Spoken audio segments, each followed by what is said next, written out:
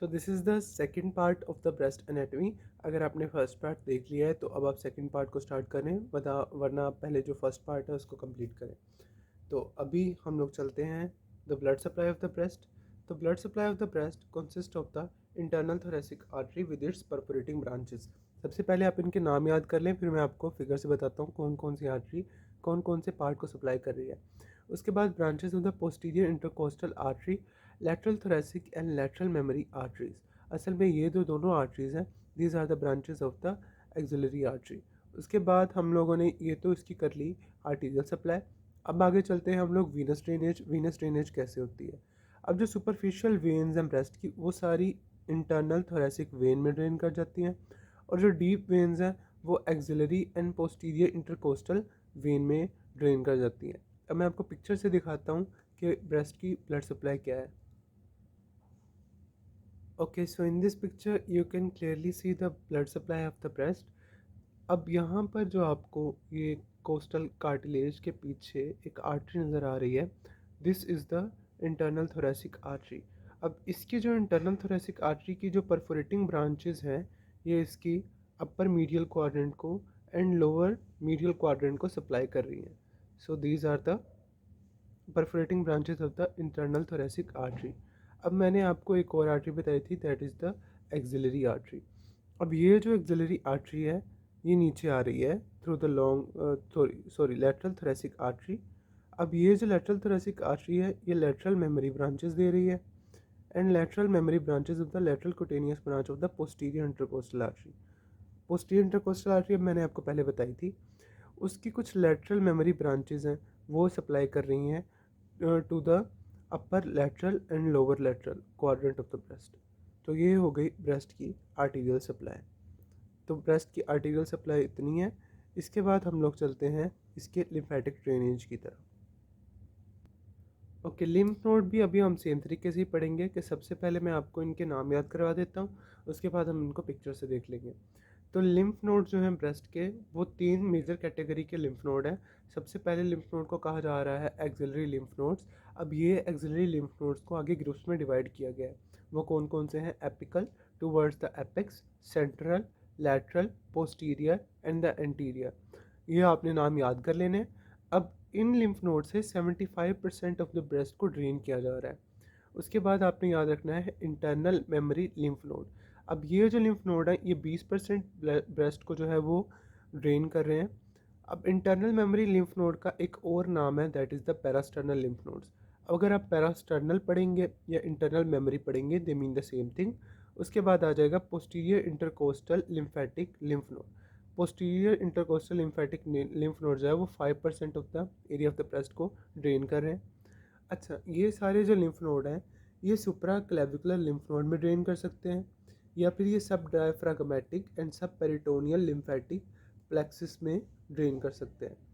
अगर ये सुप्रा clavicular lymph node में ड्रेन करेंगे तो इसका मतलब ये है कि जो ड्रेनेज है वो जा रही है इंटरनल जगुलर वेन के अंदर। लेकिन अगर ये सब डायफ्रागमेटिक एंड सब पेरिटोनियल लिम्फेटिक प्लेक्सिस के अंदर ड्रेन कर रहे हैं तो इसका मतलब ये है कि ये जो लिम्फ है वो जा रहा है अब हमारे लिवर के अंदर। अब लिम्फेटिक के बारे में आपने ये चीज़ याद रखनी है कि जो लिम्फ है ये असल में इंटस्टिशियल फ्लूइड है। ये इंटस्टिशियल फ्लूइड जब स्पेसिफिक किस्म की वेसल्स में आ जाता है तब हम इसको लिम्फेटिक फ्लूइड या लिम्फ कहते हैं। अब ये लिम्फ को दोबारा ब्लड के अंदर ड्रेन करना है। तो ब्लड के अंदर ड्रेन ये कैसे होता है?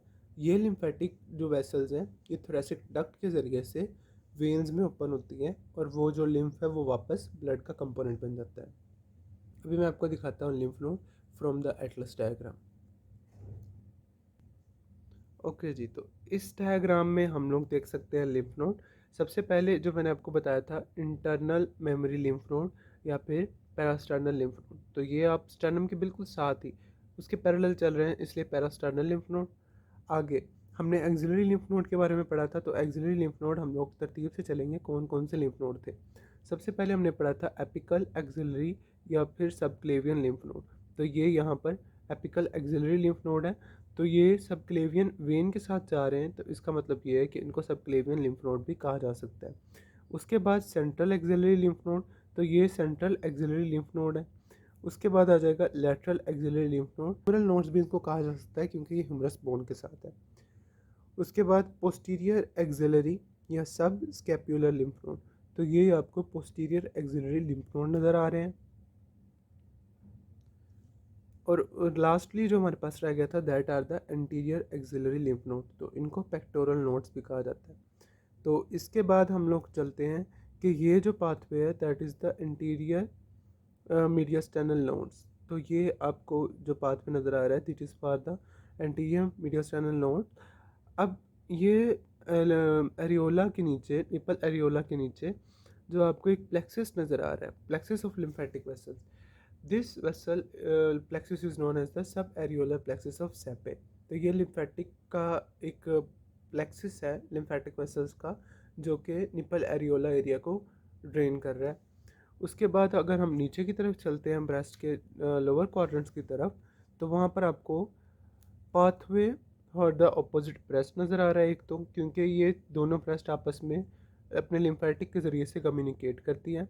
And the pathway to the inferior phrenic and the subdiaphragmatic nodes and the liver, यानी ये नीचे जो है सब डायफ्रेगमेटिक नोड्स में भी जाएंगी और उसके बाद हो सकता है कि ये लिवर में भी ड्रेन कर जाएं।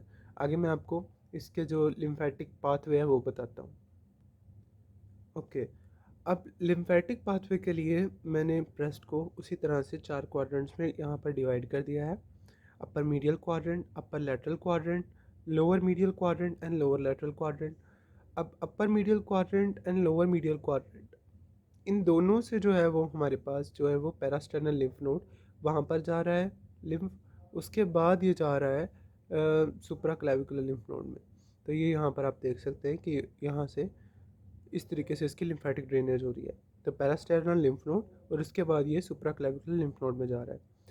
ओके, तो इंफ्रा मेमोरी जो लिम्फ नोड है ये यहाँ पर आपको नज़र आ रहे हैं। ये lower lateral quadrant and lower medial quadrant दोनों के ही थोड़ा से कंपोनेंट को ड्रेन कर रहे हैं और ये इसको कहाँ ले जा रहे हैं, सब फ्रेनिक लिम्फ नोड में या सब डायफ्रेगमेटिक लिम्फ नोड में।